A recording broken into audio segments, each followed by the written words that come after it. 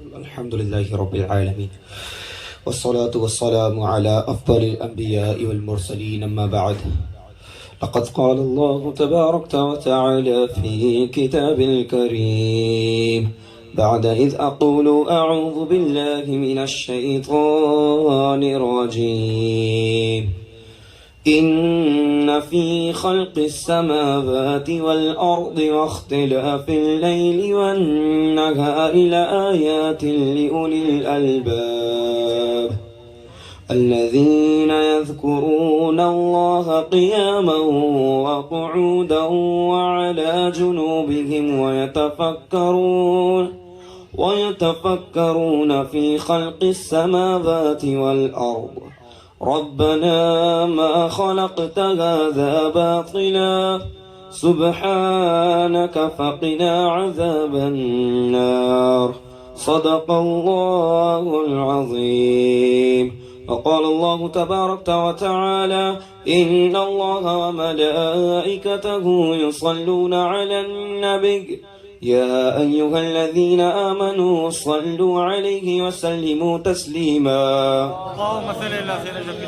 اللهم صل على سيدنا ومولانا محمد معدن الجود والكرم وعلى آله وأصحابه أجمعين وبارك وسلم. حضور نبی اکرم نور مجسم شاہ بنی آدم رسول محتشم صلی اللہ تعالی علیہ وآلہ وسلم ہمارے آخری نبی اکرم صلی اللہ تعالی علیہ وآلہ وسلم ہمارے آخری نبی. اب ہمیں بھی یہ جملہ اپنے زبان پہ لانا ہوگا کہ ہاں نبی صلی اللہ علیہ وسلم ہمارے آخری نبی کہ نہ نبی صلی اللہ علیہ وسلم کے بعد کوئی اور نبی نہیں آنے والا. یہ بھی زمانے میں فتنے آنے لگے ہیں کہ کوئی کسی کو نبی کہتا ہے, نبوت کے دعوے کرتے اور لوگ اس کے پیچھے گمراہیت کی طرح جانے لگتے. ہمارے نبی صلی اللہ علیہ وسلم آخری نبی, ہمارے نسلوں تک یہ بات جائے, ہمارے نسل زمان سے کہے کہ ہمارے نبی صلی اللہ علیہ وسلم آخری نبی. اب نبی صلی اللہ علیہ وسلم پہ نبوت کا دروازہ بند ہو چکا ہے. امام احمد رضا خان نے فرمایا فتح باب نبوت پہ بے حد درود, ختم دور رسالت پہ لاکھوں سلام. نبی صلی اللہ علیہ وسلم پر نبوت کا دروازہ بند ہو چکا, اب کوئی اور نبی نہیں آنے والا. اور حضور علیہ الصلوۃ والسلام ہمارے آخری نبی صلی اللہ علیہ وسلم نے فرمایا اے امتی تم جہاں کہیں بھی ہو مجھ پر درود پاک پڑھا کرو. تم جہاں کہیں بھی ہو مجھ پر درود پڑھا کرو کہ یقیناً تمہارا درود پڑھنا مجھ تک پہنچتا ہے. تمہارا درود پڑھنا مجھ تک پہنچتا ہے. نبی صلی اللہ علیہ وسلم کی ذات اقدس تک ہماری درود پہنچتی ہے. سبحان اللہ. نبی صلی اللہ علیہ وسلم نے فرمایا اللہ تبارک و تعالی نے میرے قبر انور پہ ایک فرشتے کو مقرر فرمایا اور اللہ تبارک و تعالی نے اسے علم عطا کیا اور یہ سماعت عطا کی کہ یہ دنیا بھر کے تمام مسلمانوں کی, تمام لوگوں کی درود پڑھنے کی آواز سن لیتا ہے. سبحان اللہ. اور یہاں تک کہ اللہ تبارک و تعالی نے اسے وہ علم غیب عطا کیا کہ جو درود پڑھنے والا ہے وہ فرشتہ اس کا نام جان لیتا ہے. نہ بس اس کا نام بلکہ اس کے والد کے نام اور نبی صلی اللہ علیہ وسلم کی ذات اقدس پہ وہ فرشتہ درود پیش کرتا ہے. یا رسول اللہ صلی اللہ تعالی علیہ وآلہ وسلم فلاں بن فلاں نے آپ پر اتنی مرتبہ درود پاک پڑھا. سبحان اللہ. سبحان اللہ. حضور علیہ الصلوۃ والسلام کی بارگاہ میں ہمارے درود پیش ہوتے ہو, ہمارا نام لیا جاتا ہو حضور علیہ الصلوۃ والسلام کی بارگاہ میں. سبحان اللہ. حضور علیہ الصلوۃ والسلام کی بارگاہ میں. اچھا ابھی غور کی بات کرے, ایک عقیدے کی بات بھی سن لے کہ جو فرشتہ وہاں موجود ہے, جو فرشتہ وہاں پر نہ اللہ تبارک و تعالی نے مقرر فرمایا ہے, کیا وہ کوئی نبی ہے؟ کیا وہ کوئی نبی ہے؟ اس کا مرتبہ نبی سے بڑا ہے کیا؟ فرشتوں کے مرتبہ نبیوں سے بڑا نہیں ہوتا. نبی صلی اللہ تعالی علیہ وآلہ وسلم کا ایک خادم, ایک غلام, ایک امتی فرشتہ وہاں موجود ہے. اور ہم علم غیب کی اگر بات کریں تو اللہ تبارک و تعالی نے سماعت کا علم اسے اتنا دیا, اتنی سماعت دی اسے کہ دنیا بھر کے ہر کونے سے وہ تمام لوگوں کی آوازیں سن لیتا ہے. سبحان اللہ. اور اگر کلام کیا جائے اس کے علم کی, اور تو اس کو علم غیب ایسا عطا کیا رب نے کہ وہ تمام لوگوں کے نام کے ساتھ اس کے والد کا نام بھی جان دیتا ہے. سبحان اللہ.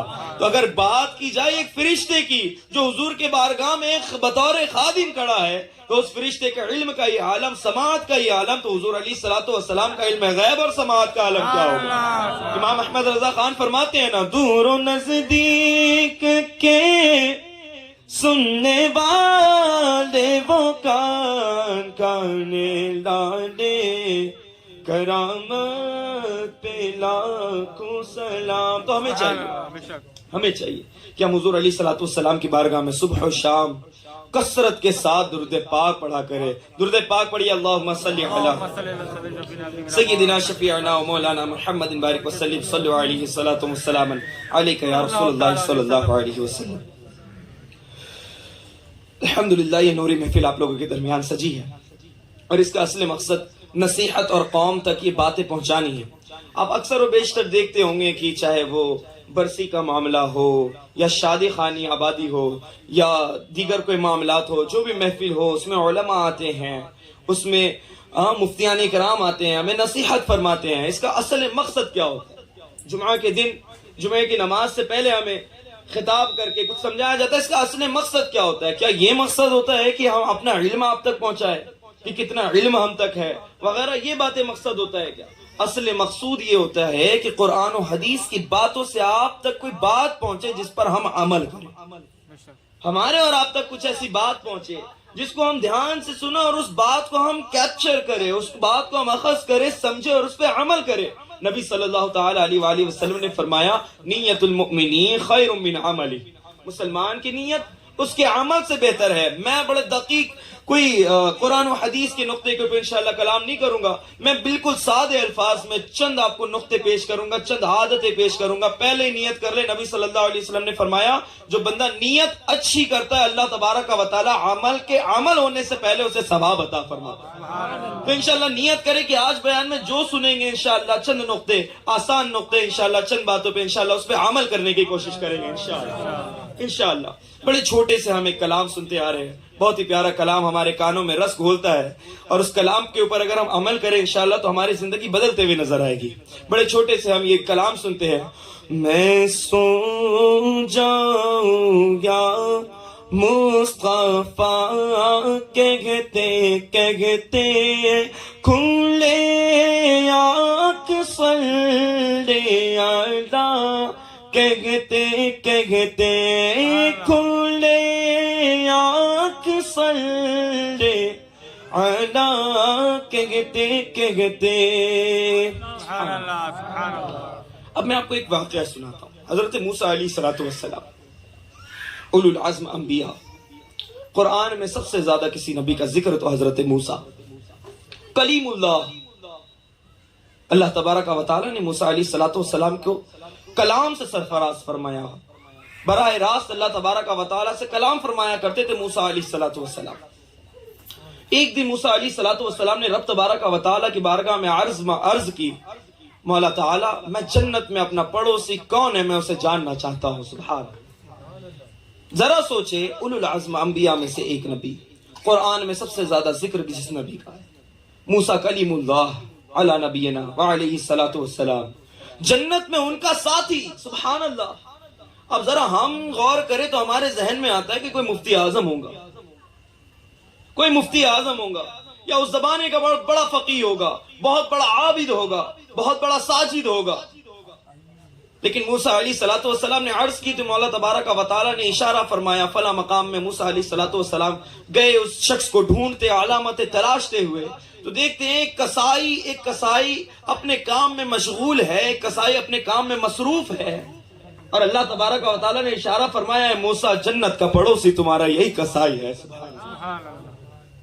موسیٰ علیہ السلام کو بھی تعجب ہوا کہ یہ عام سادہ سا شخص ایک کسائی جنت میں نبی موسیٰ کا پڑوسی.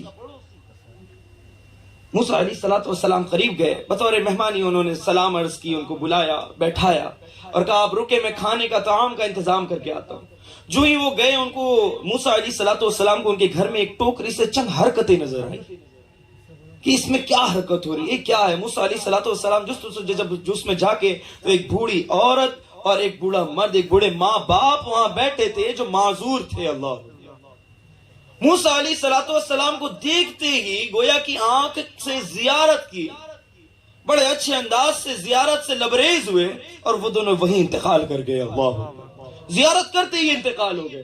موسیٰ علیہ السلام کو اس بات پر بھی بڑا تعجب. کچھ دیر کے بعد وہ کسائی بھی واپس آ گیا اور کسائی نے جب ٹوکری میں دیکھا اپنے ماں باپ کو انتقال وفات شدہ پایا تو موسیٰ علیہ الصلوۃ والسلام کی طرف مڑ کر کہا کہ ضرور آپ موسیٰ علیہ السلام ہیں. سبحان اللہ. آپ موسیٰ علیہ الصلوۃ والسلام ہے. کہا ہاں میں تو ہوں موسیٰ علیہ السلام، اللہ کا نبی ہوں، لیکن یہ بات تجھے کیسے معلوم، اس بات کا علم تجھے کیسے ہوا؟ تو کہا یہ میرے ماں باپ ضعیف تھے، یہ میرے ماں باپ لاچار تھے، یہ ہاتھ سے نوالا خود لے بھی نہیں سکتے تھے، یہاں تک کہ اپنے منہ سے چبا کر کھا بھی نہ سکتے تھے. میں نوالوں کو منہ پہ نرم کر کے چبا کر ان کے منہ میں ڈالا کرتا تھا. اللہ اکبر. اور وہ دعا کیا کرتے تھے، مولا موسیٰ کی زیارت سے پہلے ہمیں موت نہ دینا، موسیٰ کی زیارت سے پہلے علیہ السلام ہمیں موت نہ دینا. تو موسیٰ علیہ السلام نے کہا کہ کیا تمہارے ماں باپ کچھ اور بھی دعا دیا کرتے تھے؟ تو کہا ہاں میرے ماں باپ کھانا سے فراغت حاصل کرنے کے بعد، کھانا کھانے کے بعد دعا کرتے تھے، مولا ہمارے بچے کو موسیٰ کا پڑوسی بنا، موسیٰ علیہ السلام کا پڑوس نصیب فرما. موسیٰ علیہ السلام نے فرمایا اے نوجوان، یقیناً اللہ نے تمہاری دعا قبول، تمہارے ماں باپ کی دعا قبول فرمائی. سبحان اللہ. اب اس میں دو نقطے میں بیان کروں گا. پہلے نقطے کو اس بات کو سمجھیں، افضلیت کا معاملہ اور ہے، جو مراتب بیان کیے گئے ہیں اس مرتبے کا معاملہ اور ہے، اور اللہ کے تقرب کا معاملہ اور ہے. اللہ کے قریب ہونا، اللہ کے محبوب ہونے کا معاملہ اور ہے. اگر ہم آپ کو پوچھیں کہ شہر کے سب سے بہترین شخصیت کون ہے، تو آپ مفتی اعظم مہاراشٹر کا نام لے، ہاں بڑے عالم دین کا نام لے، مفتی صاحب کا نام لے. اگر میں بولا آپ کے علاقے میں سب سے بہترین شخصیت کون ہے، تو شاید آپ اپنے محلے کے امام صاحب کا نام لے. یہ ساری باتیں درست ہے. ہمارے درمیان عوام جو ایک علم غیر علم، اللہ تبارک و تعالی نے قرآن میں فرمایا کہ غیر علم والا جاہل اور عالم برابر نہیں ہو سکتے. علم کا معاملہ اور ہے کہ علماء افضل ہے. ہم کبھی نہیں کہتے کہ ہم جو عوام ہیں، ہم جو علم سے کورے ہیں، ہم علماء سے افضل ہیں، نہیں، وہ افضلیت کا معاملہ اور ہے. لیکن تقرب الی اللہ اور اللہ کا محبوب ہونے کا معاملہ اور ہے. ہو سکتا ہے کہ کسی بڑے جلسے میں پورے ہندوستان کے بڑے بڑے علماء، بڑے بڑے مفتی اعظم، بڑے بڑے عشاق، بڑے بڑے نعت خواں موجود ہو، لیکن عوام کے درمیان ایک ایسا عام سادہ شخصیت بیٹھا ہو کہ اللہ تبارک و تعالی اس پوری محفل میں اس شخص کو سب سے زیادہ محبوب اور پسندیدہ رکھتا ہو. سبحان اللہ. بے شک میں یہ بات آپ کے ذہن میں یوں ڈال رہا ہوں، اس وجہ سے ڈال رہا ہوں کیونکہ ہمارے ذہنوں میں کیا ہوتا ہے، یار ہم تو مدرسے میں پڑھے نہیں، ہم تو عالم دین بنے نہیں، ہم تو باقاعدہ حفظ کر نہیں پائے، نہ میرے نام کے آگے حافظ، نہ میرے نام کے آگے علامہ، نہ میرے نام کے آگے مولانا، نہ میرے نام کے آگے مفتی. تو اللہ اور یہ دین کا راستہ ہمارے سے تو بہت دور ہے. یہ ہمیں ایسا لگتا ہے نا کہ ہم دین کے معاملے سے تو بڑے دور ہیں، ہمارے اس کا ہے ہی نہیں، ہم اپنے کام کریں اور کام کاج سے دور، ہم اپنا دیکھیں. نہیں، جس کو زندگی میں جیسا موقع ملا، کوئی علم حاصل کر پایا، کوئی مدرسے تک پہنچ گیا، لیکن جو نہ بھی پہنچ پایا، اللہ تبارک و تعالیٰ انہیں چند موقع عطا فرماتا ہے کہ ان معاملات کو عمل کر کے وہ اللہ کے قریب ہو جائے، وہ اللہ کے محبوب ہو جائے. نبی صلی اللہ علیہ وسلم نے فرمایا کہ چند لوگ ایسے ہوتے ہیں کہ اللہ کے وہ اتنے قریب ہوتے ہیں، اگر وہ کسی چیز پہ قسم کھا لے کہ مولا تیری قسم اس کام کو پورا کر دے، تو اللہ تبارک و تعالیٰ زمین و آسمان کو الٹ دے لیکن اس کے قسم کو پوری فرمائے. زمین و آسمان کو الٹ دے لیکن اس کی قسم کو پوری فرمائے. ایسے شخصیت، ایسے لوگ عوام الناس میں تو کیسے آتے ہیں کیسے آتے ہیں لوگ؟ سب سے پہلی بات جو آتی ہے نا، اللہ تبارک و تعالیٰ کے سب سے قریب کون ہے؟ اللہ نے قرآن میں جواب دیا. ہم سوچتے ہیں کہ شاید ہم معیار طے کریں کہ پیسے والے سب سے اوپر، اس کے نیچے جو خوبصورت لوگ ہیں، بڑے اچھے بہترین ان کا چہرے کی بناوٹ ہے، ان کی داڑیاں بہت اچھی ہے، یا چہرے کپڑے بہت اچھے، اس کے بعد ان کا لیول، اس کے بعد جن کے پاس اچھے اچھے گاڑیاں ہیں، گھر ہیں، ان کا لیول. یہ لیول ہم نے بنائے. اللہ تبارک و تعالیٰ قرآن میں فرماتا ہے کہ یقیناً رب کے سب سے زیادہ نزدیک وہ ہے جو رب سے سب سے زیادہ ڈرتا ہے. امام غزالی رحمہ اللہ تصوف کے بہت بڑے امام، مکاشفۃ القلوب کتاب لکھا، سب سے پہلا باب باندھا خوف خدا. یہ وہ باب ہے، وہ چیپٹر ہے کہ جس کے دل میں یہ چیز آ جائے نا، وہ اللہ کے قریب ہوتا جاتا ہے. سوال ہوا کہ کون کتنے زیادہ رب کے قریب؟ تو اللہ تبارک و تعالی نے قرآن میں یہ نہ جواب دیا علماء رب کے قریب، فضلاء رب کے قریب، ساجدین رب کے قریب، نہیں، جس کے دل میں سب سے زیادہ اللہ کا خوف ہو وہ رب کے سب سے زیادہ قریب۔ سبحان اللہ۔ ابو حامد محمد غزالی رحمہ اللہ، امام غزالی رحمہ اللہ نے ایک واقعہ بیان کیا، کہا کہ موسیٰ علیہ السلام کے دور میں ایک شخص کو ایک عورت سے محبت ہو گئی، وہ اس کا محبوب ہو گیا۔ اب ظاہر سی بات ہے جب تک نکاح نہ ہو تو دو، ایک مرد و عورت، یہ غیر مرد و عورت ہے، اس سے تعلق قائم کرنا، اس سے ملاقاتیں کرنا، اس کے قریب جانا، یہ ساری چیزیں حرام ہوتی ہے، لیکن محبت کی بات تھی، وہ اس کا پیچھا کرنے لگا۔ ایک قافلہ، ٹریولنگ قافلہ، پہلے کے وقت میں قافلے نکلے کرتے تھے، لوگ ساتھ ساتھ میں گروپ بنا کے کہیں جایا کرتے تھے کیونکہ ٹرین وغیرہ اس وقت ہوتے نہیں تھے، تو قافلے میں کسی طرح سے یہ بھی داخل ہو گئے۔ جب رات سب سوئے تو وہ شخص بڑے ہلکے انداز میں کہ کسی کو پتہ نہ چلے اس عورت کے پاس جاتا ہے اور جا کر اپنے دل کے سارے ارمان بیان کرتا ہے کہ میں تجھ سے بہت محبت کرتا ہوں وغیرہ وغیرہ، میں تجھ سے ملنا چاہتا ہوں۔ تو عورت کہتی ہے جا کر ایک بار معائنہ لے کر آ کہ قافلے میں سب سوئے تو ہیں۔ اب اس کے دل میں وہ خوشی کے بھگولے اٹھ گئے کہ یہ تو مان گئے، یہ کہہ رہے چیک کر کے آؤ۔ وہ جاتا ہے اور قافلے میں ایک ایک شخص کو بطور تحقیق اچھے انداز سے دیکھ کر آتا ہے اور آ کر واپس کہتا ہے سب سو رہے ہیں، سب سو رہے ہیں، اب بول۔ تو کہتے ہیں ہاں سب سو رہے ہیں نا، ذرا بات بتا کہ میرا رب بھی سو رہا ہے کیا؟ انہو علیم بذات الصدور کی صفت رکھنے والا، کیا میرا رب بھی سو رہا ہے؟ کیا ہمارے ان معاملات کو میرا رب نہیں دیکھ رہا ہے؟ اب اس کے پاس دو آپشنز تھے، چاہے تو وہ اس بات کو ٹھکراتا، اور اپنے گناہوں کے معاملات میں آگے بڑھتا، اور دوسرا اپنے رب کی بات کو سن کر وہ پیچھے مڑ جاتا اور گھر کی طرف واپس چلے جاتا۔ یہ نوجوان جو شخص تھا اس نے دوسرا راستہ اپنایا اور کہا میرے بھی دل میں اللہ کا خوف ہے، سبحان اللہ، میرے بھی دل میں اللہ کا خوف ہے۔ وہ واپس مڑتا ہے اور گھر کو چلے جاتا ہے۔ کچھ دنوں کے بعد اللہ تبارک و تعالی موسیٰ علیہ السلام کے اوپر وحی فرماتے ہیں کہ عوام و قوم کے درمیان اعلان فرما دو کہ وہ شخص جنتی شخص ہو گیا، سبحان اللہ۔ دیکھیں خواہش نفس رکھنے والا شخص جو گناہ کی طرف آگے بڑھا، اس کا عمل کیا تھا؟ اس کے دل میں یہ آیا کہ مجھے میرا رب دیکھ رہا۔ اب میں آپ سے سوال کرتا ہوں، جب گناہوں کی طرف آگے بڑھتے ہو، نشیلے پدارث لے کر آتے ہو، نہ میری ماں دیکھ رہے، نہ میرے باپ دیکھ رہے ہیں، سگریٹ لے لیا، نشے لے لیے، چرس لے لیے، گانجا لے لیے، سب سے چھپ گئے، ایسے کونے میں پہنچ گئے کوئی نہ دیکھ رہا، لیکن میرا سوال کیا تمہارا رب بھی نہیں دیکھ رہا؟ قرآن پاک میں رب نے فرمایا انہو علیم بذات الصدور، میرے بندے یقیناً میں تیرے دلوں کے حال سے باخبر ہوں، میرا رب بھی نہیں دیکھ رہا کیا؟ اب آپ کے دلوں میں جب بھی گناہ ہوگی نا، گناہوں کا وسوسہ آئے گا، اکیلے کمبل میں ہو، کوئی نہ دیکھ رہا ہو، اندھیری رات ہو، گھر خالی ہو، گناہوں کا ارادہ ہوتا ہو، چاہے نشے کا ارادہ ہوتا ہو، بدنگاہیوں کا ارادہ ہوتا ہو، اپنے دل میں سوال کرے کوئی تو نہ دیکھ رہا ہے لیکن میرا رب دیکھ رہا ہے کہ نہیں؟ اور اس امتی کی ذہن میں وہ واقعہ یاد کرے کہ اللہ تبارک و تعالیٰ نے ایک بندے کو بخش کر جنت میں ڈال دیا بس اس بات پہ کہ اس کے دل میں آیا میرا رب دیکھ رہا اور اس نے گناہ چھوڑ دیا۔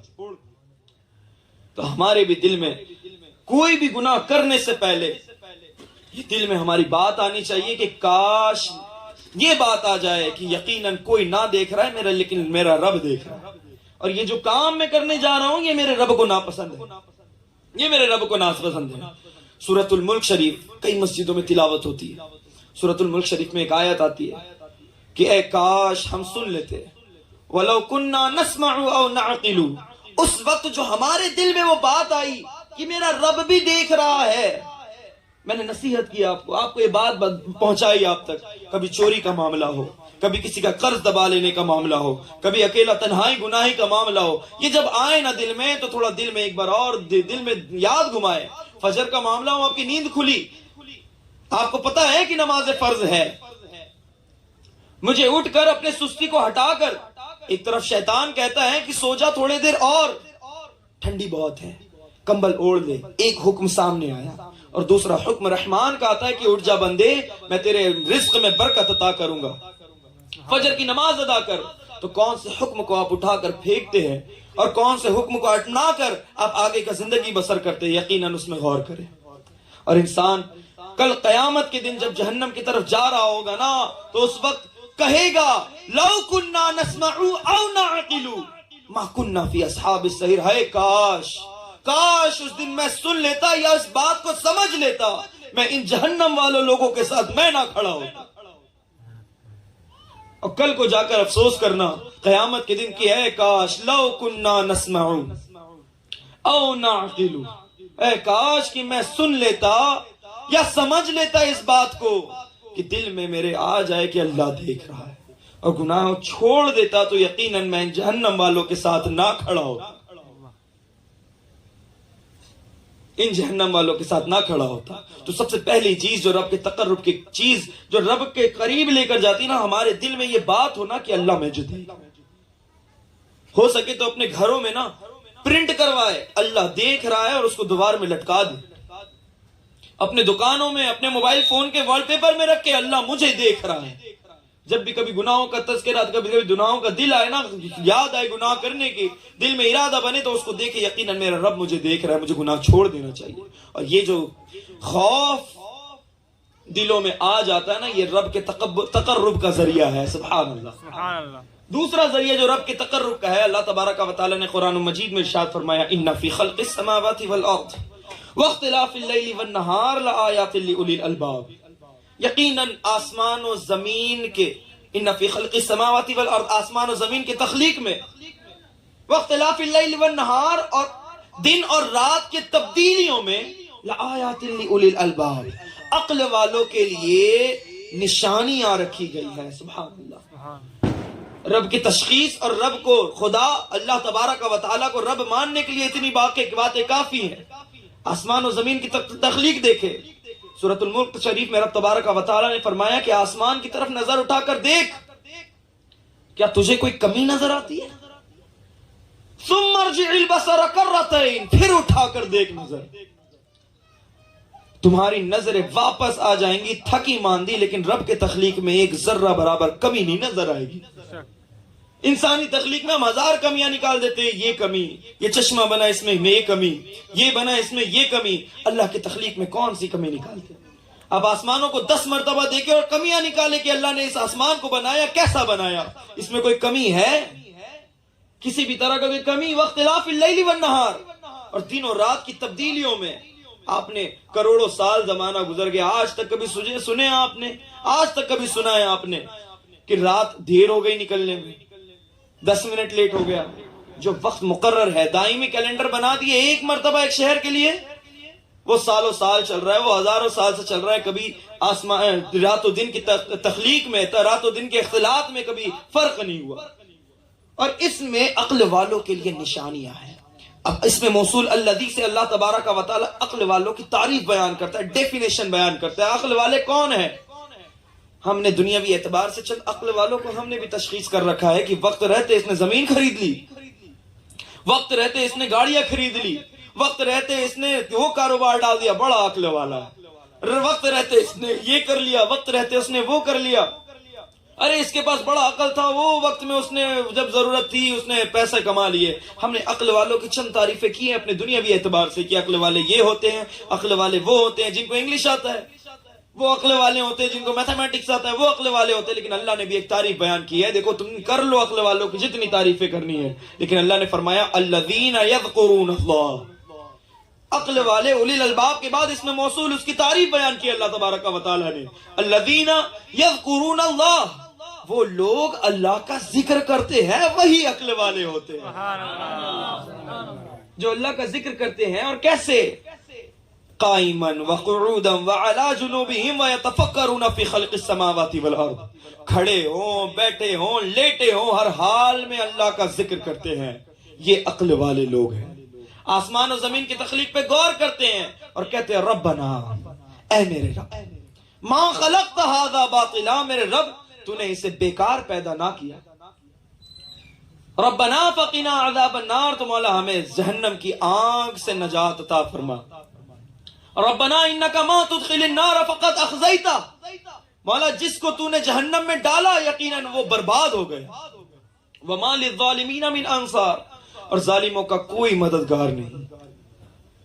ربنا اننا سمعنا منادیا ینادی للایمان، مولا ہم نے ندا دینے والوں کو سنا کہ ایمان لے آؤ، تو مولا ہم تو مسلمان ہو گئے۔ ربنا فاغفر لنا ذنوبنا، تو مولا ہمارے گناہوں کو معاف فرما، وکفر عنا سیئاتنا، اور ہمارے برے عادتوں کو ہم سے دور فرما، وتوفنا مع الابرار، اور نیکوں کے ساتھ ہمیں وفات عطا فرما۔ ربنا وآتنا ما وعدتنا علی رسولک، اور مولا ہمارے رسول کو قیامت کے دن مقام محمود عطا کر، جس کا تو نے وعدہ کیا ہے، انک لا تخلف المیعاد، یقیناً تو وعدے کی خلاف ورزی نہیں کرتا۔ تو یقین مانے عقل والے کون ہیں؟ جو اللہ کا ذکر کرتے ہیں۔ کچھ لوگ شائقین ہوں گے انگلش ناولز پڑھنے کے، انگلش کے کتابیں پڑھنے کے، جو عادتوں کے اوپر کتابیں لکھی گئی نا، لگ بھگ وہ کتابیں جو ہے نا نوبل پرائز جیتتی ہے۔ جو عادتوں کے اوپر کتابیں لکھی، چاہے وہ چارلس ہنگنز کا پاور آف ہیبٹس لے لیں، یا پھر 21 hour of learning any thing new لے لیں، آپ کچھ بھی لے لیں، جو ہیبٹس کے اوپر بات کرتے ہیں نا جو کتاب والے، وہ کتاب نوبل پرائز جیتتی ہے۔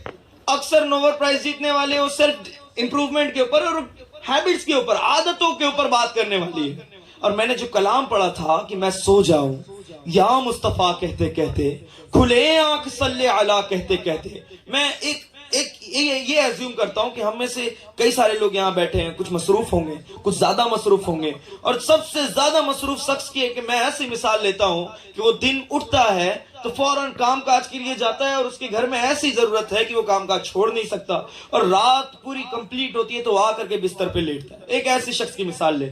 ہاں، اس میں نمازوں کی چھوٹ نہیں، میں نمازوں کی چھوٹ کی بات نہیں کر رہا ہوں، فرضوں کو تو ادا کرنی ہے۔ اور ایک ایسا شخص ہے اور وہ کہے کہ حضرت مجھے کچھ نیکیاں کرنی ہے، مجھے کچھ ذکر اللہ کرنے ہیں، لیکن میرے پاس وقت ہی نہیں، میرے پاس بالکل وقت نہیں۔ سوتا تو ہے نا، اٹھتا تو ہے نا، بالآخر کتنا بھی مصروف شخص ہو بالآخر جا کر سوتا تو ہے نا۔ سونے سے پہلے کیا کرتے ہیں؟ ہم اپنی عادت کو ڈھونڈے، ہم نے کس چیز کی عادت لگائی، کیسی عادت لگائی؟ مومن کو تو شان یہ ہے والذین هم عن اللغو معرضون، اللہ تبارک و تعالیٰ نے فرمایا قد افلح المومنون، مومن تو فلاح پا گئے، کامیاب وہی ہوئے جو مومن ہے۔ اور مومن کی صفت کیا ہے؟ کہ یہ لوگ اپنے بیکار چیزوں سے، وہ چیز جو انہیں فائدہ نہ دے اس سے بچا کرتے ہیں۔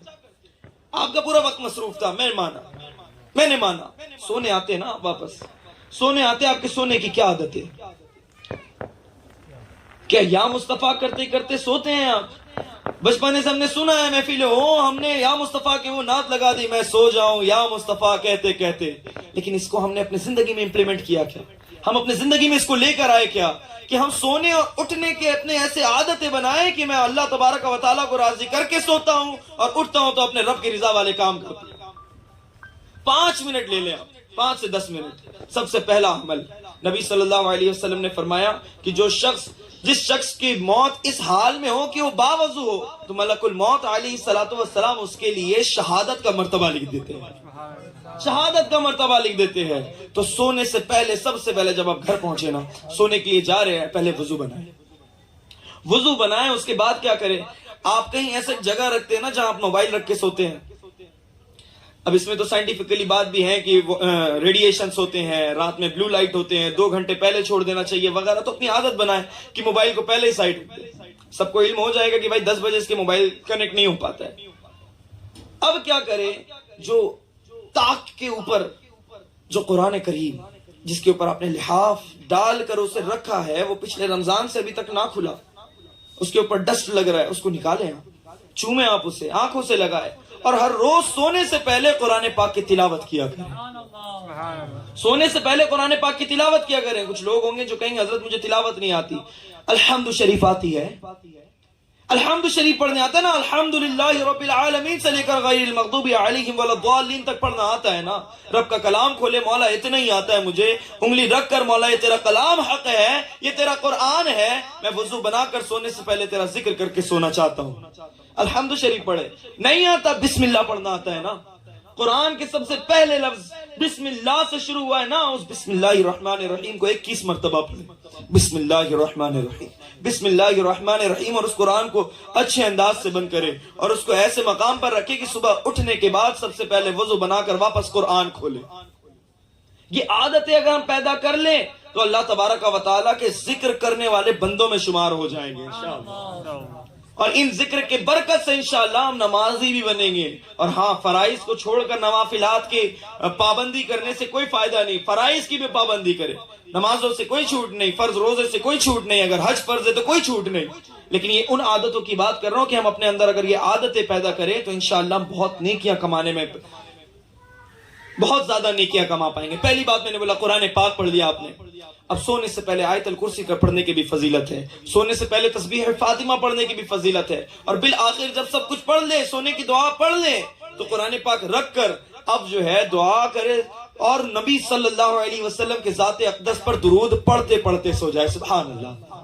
آپ نے دیکھا ہوگا کئی سارے لوگوں کو وہ کام کاج میں اتنے مصروف رہتے کہ وہ سوتے بھی ہیں نا تو ان کے زبان سے کام کاج کے الفاظ آتے، چائے لاؤ، دکان نکالو، دکان کھولو، یہ زبان میں آتے ہیں، لیکن میں ایک سید صاحب سے ملاقات کیا، اللہ تبارک و تعالیٰ ان کی یہ عادت میرے اندر بھی ڈال دے، سبحان اللہ۔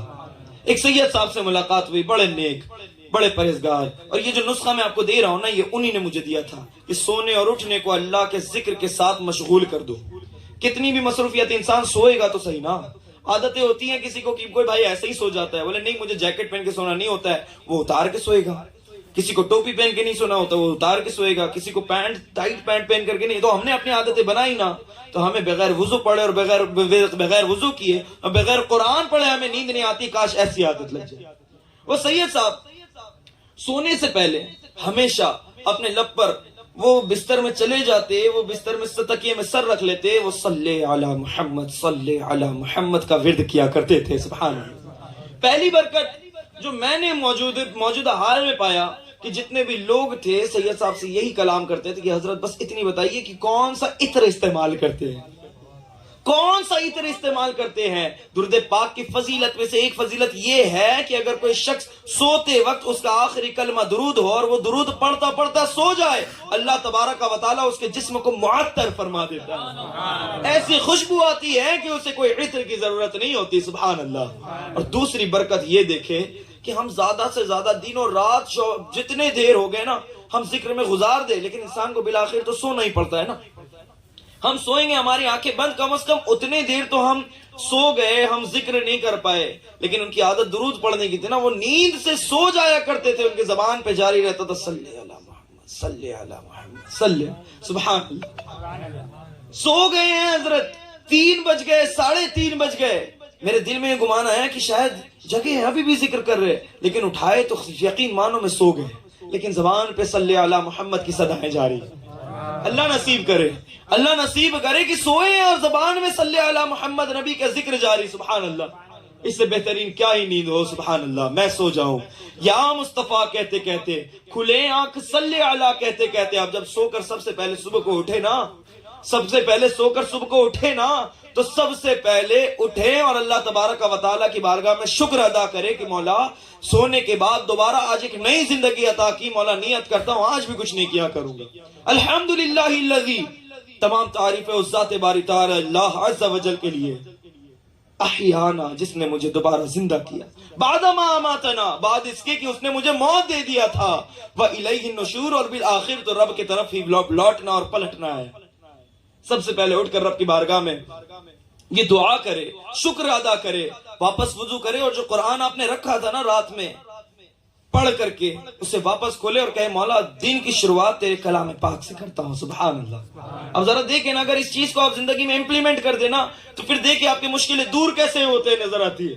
لا حول ولا قوت الا باللہ، یقیناً قوت، طاقت، قدرت رکھنے والی ذات میرے رب کی ذات ہے۔ جب آپ اپنی زندگی کو رب کی طرف ڈھالیں گے نا تو یقیناً آپ کے مشکلوں کو رب تبارک و تعالی آسان فرمائے گا، آپ کے رزق کمانے کو رب تبارک و تعالی اس میں برکتیں ڈالے گا، آپ کے مشکلوں کو آسان فرمائے گا۔ اب ذرا مثال سمجھے نا، اگر ایک چیٹی جا رہی ہو، وہ بڑے پریشان ہو، وہ جا رہی ہو، آپ نے اس کے سامنے ایک گلاس رکھ دیا، اب وہ بڑی محنت کرے کہ یہ بہت بڑا مشکل آ گیا میرے سامنے، بہت بڑا مشکل آ گیا میرے سامنے، میں تو اب اس مشکل میں ڈوب جاؤں، میں مر جاؤں، میری زندگی یہاں سے گئی۔ وہ تو چیٹی کے لیے پہاڑ ہے نا، لیکن آپ کے لیے اگر وہ آپ سے مدد کرے گی، اے انسان جو تم نے گلاس رکھا ہے واپس ہٹا دے اس کو، تو آپ کے لیے تو فقط ایک گلاس ہے نا، آپ اس کو اٹھا دے، وہ ہٹ گیا، اس کی اتنی ساری مشکلات۔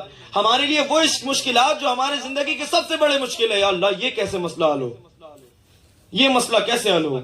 اتنے قرض ہو گئے، فلاں کی شادی بھی بچی ہے، امی کی طبیعت خراب، فلاں فلاں معاملہ ایسا ایسا، اتنی بڑے مشکلات کیسے حل ہو؟ یہ سارے مشکلات آپ کے لیے بڑے مشکلات ہے، میرے رب کے لیے فقط ایک اشارے کی بات۔ میرے رب کی تو شان کن فیکون ہے، کن فیکون کا مالک ہے میرے رب۔ ایک مرتبہ رب تبارک و تعالیٰ کی بارگاہ میں اگر آپ کی عرضی قبول ہو گئی تو پھر اور کیا چاہیے؟ کاروبار کے لیے جاتے ہیں، دن کی ابتدا کیا آپ نے قرآن سے، قرآن پڑھیں، دعا کرے، اگر ہو سکے تو اشراق و چاشت کی نماز ادا کرے ابتدائے دن صبح میں طلوع آفتاب کے بعد، اور اپنے دن کی شروعات یوں کرے۔ اور اگر کوئی شخص اپنے زندگی میں یہ عادت امپلیمنٹ کر لیتا ہے نا، یقین مانیے تو وہ ذکر کرنے والوں میں شامل ہو گیا، اس کے دل میں خوف خدا ہو، اور جتنا ذکر کرے یقیناً وہ اللہ تبارک و تعالیٰ کے اتنے قرب نظر آتا ہے۔ سبحان اللہ۔ اولیاء اللہ کی انہی کو بیان کرتے ہیں، اولیاء اللہ انہی کو کہتے ہیں، اللہ کے ولی انہوں کو کہتے ہیں جو نوافل اور ذکر کے ذریعے اللہ تبارک و تعالیٰ کو کثرت سے یاد کرتے ہیں، اور یہی عقل والے۔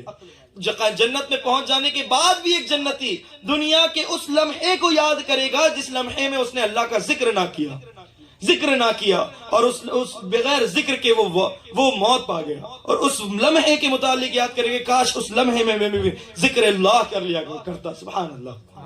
اور ایک اور وظیفہ سنیں، نبی صلی اللہ علیہ وسلم نے فرمایا اگر کوئی شخص صبح کو 100 مرتبہ، شام کو 100 مرتبہ سبحان اللہ و بحمدہ سبحان اللہ العظیم کا ورد کرے تو کل قیامت کے دن اس سے بھاری اور اس سے بہتر نامہ اعمال کسی کا نہ ہوگا۔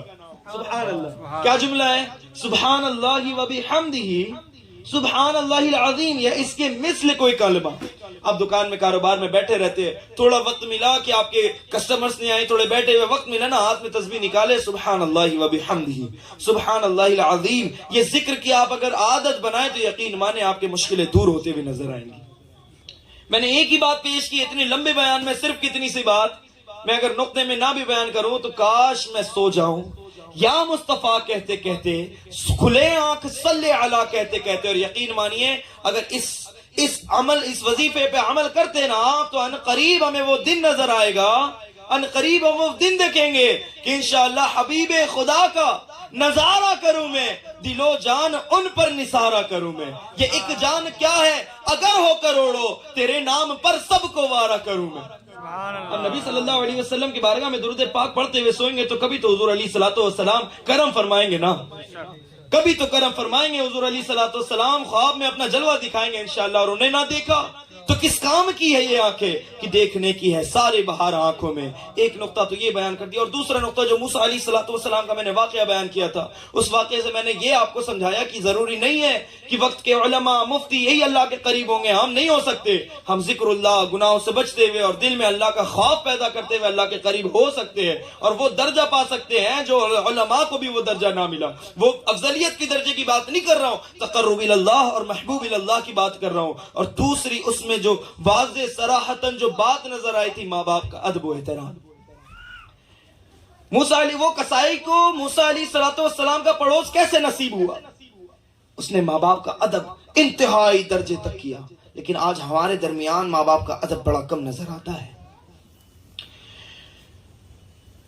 جیسے ہی بچے اولاد تھوڑے سے پیسے کماتے ہوئے نظر آتے ہیں نا، تھوڑے وہ سیلف ڈیپینڈنٹ فیل کرے، اس کے بعد اس کی آواز اس کے باپ سے اونچی ہوتے ہوئے نظر آتی ہے۔ گھروں میں گالیوں گلوچ کے نظر آتے ہیں، معاملات نظر آتے ہیں، ماں باپ کا ادب و احترام بالکل ہمارے درمیان سے رخصت ہوتا ہوا نظر آ رہا ہے۔ یقین مانیے نبی صلی اللہ علیہ وسلم نے فرمایا کہ اے لوگو، یقیناً اے صحابہ، یہ جو ماں باپ ہے یہ دونوں تمہارے لیے جنت بھی ہے دوزخ بھی ہے۔ اگر تم ان کا ادب و احترام کرتے ہو تو یقیناً یہ راضی تو رب راضی، اور رب راضی تو یقیناً تجھے جنت ملے گا۔ لیکن ایک تعداد ہے نوجوانوں کی، اچھا جب میں ماں باپ کا ادب و احترام کی بات کرتا ہوں نا تو اس کا معنی یہ نہیں ہے کہ آپ کو اپنے ماں باپ کو ایک کاندھے پہ ماں کو ایک کاندھے پہ باپ کو لے کر آپ کو عمرہ جب تک نہیں کرائیں گے تب تک حق ادا نہ ہوگا۔ میں ڈیلی اور ہر روز کے روز معاملات، روزمرہ کے معاملات میں اگر میں کلام کروں نا تو صرف اتنی سی بات کہ ماں باپ کے بات کو کبھی نہ ٹھکرائے۔ ماں باپ نے کہا آؤ بیٹا، تو اب یہ جواب نہیں آنا چاہیے کہ 5 منٹ رک جائے۔ اور یقین مانیے ماں باپ کا حکم درجہ واجب رکھتا ہے۔ جب ماں باپ نے کہہ دیا یہ کام کر بیٹا، اگر وہ شریعت کے خلاف نہ ہو تو یہ کرنا آپ کے لیے فوراً واجب ہو جاتا ہے۔ یہ کام نہ کر بیٹا، تو یہ کام آپ کے لیے نہ کرنا یہ درجہ واجب رکھتا ہے۔ اگر آپ اس کے خلاف ان کے حکم کی خلاف ورزی کرتے تو یقیناً آپ گناہگار ہیں، یقیناً آپ گناہگار ہیں۔ اور آج کل گھروں میں آوازیں اولاد کی یوں نکلتی ہیں اپنی آخرت بچائے۔ میں حاجیوں، عابدوں، نمازیوں، ذاکروں، سارے لوگوں سے خطاب کرتا ہوں، اگر ماں باپ کے ادب نہ کرے تو کچھ بھی کام کا نہیں۔ یقین مانیے، ایک صحابہ اکرام کے دور میں ایک شخص وفات کے قریب تھا، نبی صلی اللہ علیہ وسلم کو خبر آئی کہ یا رسول اللہ ان کو کہا جا رہا ہے قل لا الہ الا اللہ، لا الہ الا اللہ پڑھ لے۔ تو کہتا میں نہیں پڑھوں گا۔ حضور علیہ الصلوۃ والسلام تشریف لائے، حضور علیہ الصلوۃ والسلام نے فرمایا قل لا الہ الا اللہ، تو کہتے ہیں ہرگز نہیں پڑھتا، میں نہیں پڑھتا۔ تو نبی صلی اللہ علیہ وسلم نے فرمایا کیا اس کی ماں حیات سے ہے؟ تو صحابہ نے جواب دیا یا رسول اللہ ہاں وہ حیات سے ہے، فلاں مقام پر ہے۔ تو فلاں مقام پر ان کی ماں کو بلایا گیا، ان کے کہا کہ تمہارا بیٹا نے کیا کیا تمہارے ساتھ؟ تو کہا بد سلوکی کی، میں اس سے ناراض ہوں۔ تو کہا فلاں اگر میں تمہارے بیٹے کو تمہاری بد سلوکی کی وجہ سے آگ لگا دوں تو کیا تو گوارا کرے گی؟ ماں کا دل تھا وہ پگھل گیا، کہا ہرگز نہیں۔ تو کہا تو اپنے بیٹے کو معاف نہ کرے تو وہاں دیکھ تیرا بیٹا اگر بغیر کلمہ پڑھے اگر وہ موت کے گھانے جاتا ہے تو یقیناً وہ جہنم میں جائے گا۔ تو ماں فوری طور پر اس کو معاف کر دیتی ہے، اور جو ہی وہ معاف کرتی ہے حضور علیہ الصلوۃ والسلام جا کر کہتے قل لا الہ الا اللہ وانی رسول اللہ۔ ویسے ہی وہ کلمہ طیب پڑھتا ہے اور وہ وفات پا جاتا ہے۔ سبحان اللہ۔ تو یقیناً ماں باپ اگر ناراض تو رب ناراض، آخرت کی خرابی ہے۔ یقیناً گھروں سے ماں باپ کے ناراضگی کی آواز بلند ہو۔ میں تو یوں کہوں گا کہ ماں باپ کو کہ آپ بھی تھوڑا شفقت کرے، ٹھیک ہے، لیکن گھروں سے ماں باپ کی ناراضگی کی آواز بلند ہو، لیکن اولاد کی کبھی جواب کی آواز نہیں آنی چاہیے، ورنہ اس گھر میں برکت نازل نہ ہوں گی۔ جس گھروں میں اولاد اپنے ماں باپ کا ادب نہیں کرتے، یاد رکھے ہو سکتا ہے ہم میں سے کوئی ایک اس میں ملوث ہو، غور کرے کہیں ہم اپنے ماں باپ کی بات کو ٹھکراتے تو نہیں۔ آپ ان کو ٹریٹ کیسے کرتے ہیں؟ آپ کیسے ان کو ٹریٹ کرتے ہیں؟ صبح اٹھ کر کے کیا ماں باپ کو سلام کرتے ہیں، ہاتھ چومتے ہیں، یا پھر یوں کرتے ہیں کہ ہم دنیا میں بڑے عزت و احترام والے ہیں، ہم سب کے پاس جا کر کے بڑے اچھے انداز سے رہتے ہیں، سب کا ادب کرتے ہیں، ہاں حضرت، جی حضرت، کیسے ہیں؟ لیکن باپ کے جب بات آتی ہے ہاں ٹھیک ہے دیکھ لیں گے نا، آپ کیوں ٹینشن لے رہے؟ یہ جو اونچی ہائی وولٹ والی آواز ہے نا، بھلے آپ کی بات صحیح ہو لیکن اس کے دل میں لگ جاتی ہے یہ بات۔ ایک جگہ میں دعوت پہ گیا، میرے دل پہ بات لگ گئی، دعوت پہ گیا، بیٹھ کر کھانا کھا رہا تھا، اس کے والد صاحب موبائل میں کچھ کرنے کے لیے کہہ رہے تھے۔ اب ظاہر سی بات ہے جو ہم سے اوپر والے جنریشن ہیں وہ موبائل وغیرہ میں ٹیکنیکل چیزوں میں اتنے زیادہ آگے نہیں، ان سے کچھ نہ بن پا رہا تھا، الارم لگانا تھا وغیرہ۔ بیٹے نے جواب دیا ارے دیکھ رہی نہیں ہے کیا، ابھی کام کر رہا ہوں، 2 منٹ رکیے نا۔ اس باپ کا چہرہ اتنا سا چھوٹا ہو گیا، یقین مانیے اتنا چھوٹا ہو گیا، وہ بغل کے کمرے میں جا کر بیٹھ گیا۔ بیٹے کو احساس بھی نہیں کہ میں نے کیا کیا، کامن ہو گیا اس کے، یعنی کہ ایسے معاملات وہ ہر روز کرتا ہے۔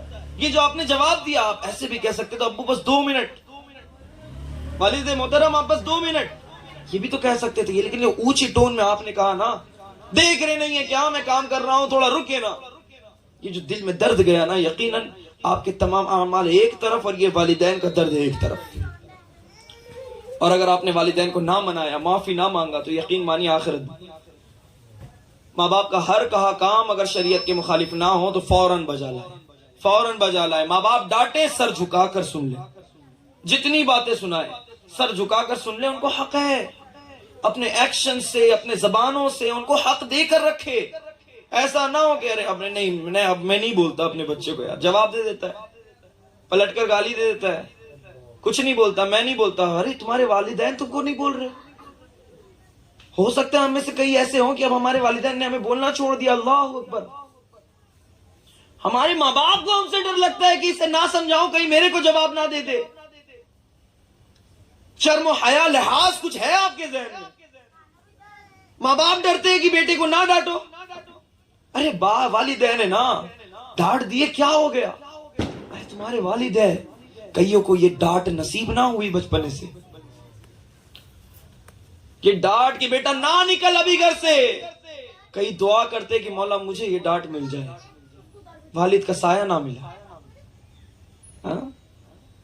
ہاتھ اٹھا کر اگر ہاتھ مار دیا نا تو اس کو نعمت سمجھے کہ ابھی بھی والد یہ سمجھتے کہ میرا بیٹا ہاتھ سے نہیں نکلا، ابھی بھی میں اس کو بچوں کی طرح مار سکتا ہوں، میرا بیٹا ہے۔ ارے پڑوس کے لوگوں کو کوئی جا کے مارتا ہے کیا؟ ہاں، بارش ہو رہی ہو، گھر سے نکل رہا ہو تو آپ کے والد صاحب پڑوس کے جا کے پڑوسی کو مارے مت نکل، ایسا ہوتا ہے کیا؟ کس کو مار سکتے ہیں؟ آپ کو مار سکتے ہیں، آپ ان کے بیٹے. کیا آپ نے یہ حق دے کر رکھا ہے یا اپنے زبانوں سے حق چھین لیا ہے؟ جب مارنے آئے بس یہ پہلی مرتبہ ہوا، اب آپ کے والد کبھی آپ کو مارنے نہیں آئیں گے. کیوں نہیں آ رہے؟ ارے مارتے اس کو ہیں. آپ پوچھیں نا، جو استاد جو پڑھاتے ہیں نا ان سے پوچھے کس کو مارتے کس کو نہیں مارتے. جو بچہ بڑا مقرب ہونا، بڑا اچھا بچہ ہونا، اگر وہ بدماشی کرے تو استاد اس کو پیٹتا ہے، ادب دیتا ہے کہ سدھر جا. لیکن پڑوس سے کوئی شخص گانجا پیے، چرس پیے، بھلے اب اس کو سمجھانا چاہیے لیکن مار تو نہیں سکتے نا، کیونکہ کیوں؟ ہمارا حق نہیں ہے اس کے اوپر. ہم کیسے جا کر مارے اس کو؟ لیکن میرا بیٹا اگر کچھ کرے تو، اور آپ نے یہ حق ہی اگر چھین لیا گالیاں دے کر، زبان درازیاں کر کر، نہ آپ کے ماں باپ آپ کو ڈانٹتے ہیں، نہ آپ کے ماں باپ اب آپ کو پیٹ سکتے ہیں، تو آپ کس حال میں جی رہے؟ ماں باپ کی دعائیں آپ کے ساتھ نہیں ہیں. یقین مانیے، یقین مانیے، اپنے ماں باپ کا ادب و احترام کریں، اپنے ماں باپ کا ادب و احترام کریں. ان کو حق دے، ان کو حق دے کہ وہ آپ کو ڈانٹ سکے، ان کو حق دے کہ وہ آپ کو ڈانٹ سکے، آپ کو پیٹ سکے، آپ کو جو بولنا چاہے بول سکے، یہ مت کر وہ کر، اور جو بھی معاملات ہو یہ کام کرنے کے لیے کہا گیا فوراً کرے.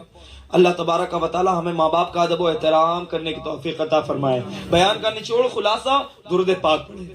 سوتے اٹھتے بیان کا خلاصہ کہ سوتے اٹھتے درود پاک پڑھے اور اپنے زندگی کو ذکر اللہ میں مشغول کرے.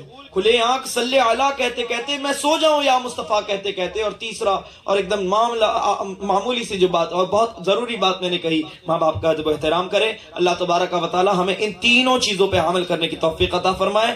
بیان کی جو کچھ بھی غلطیاں ہوئی اسے اپنے فضل سے معاف فرمائے. استغفر اللہ ربی من کل ذنب واتوب الیہ واخر دعوانا ان الحمد للہ رب العالمین.